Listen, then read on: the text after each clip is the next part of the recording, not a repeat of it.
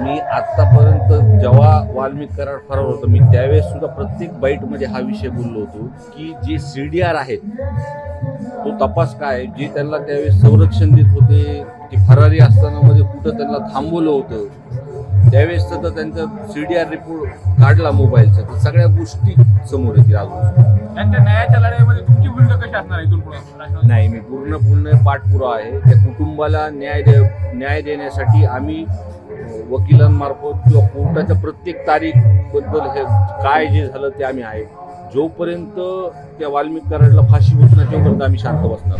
आज त्यांच्या घराची तुम्ही जर परिस्थिती बघितली आणि त्यांच्या कुटुंबाच्या डोळ्यामध्ये सर्वांच्या आज डोळ्यात पाणी आहे, सगळ्यांनाच वाईट वाटते या विषयावर. पहिल्या न्यायाच्या लढाईमध्ये तुमचं देखील खूप मोठं योगदान होतं. न्यायाच्या लढाईमध्ये तुमचं योगदान होतं. अनेक वेळा तुम्ही अधिवेशनात देखील हा मुद्दा मांडला.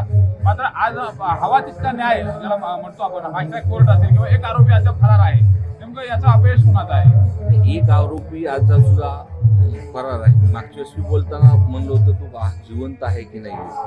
दुसरा विषय की या कोर्ट केस संदर्भात जे काही सरकारी वकील आहेत त्यांचं वारंवार हे संदर्भातलं बोलणं होतं, त्यांच्या परिवाराशी बोलणं होतं. आता येणाऱ्या या 12 तारखेला या केस संदर्भातले दोषारोपपत्र सुद्धा दाखल येणार. मात्र एकंदरीत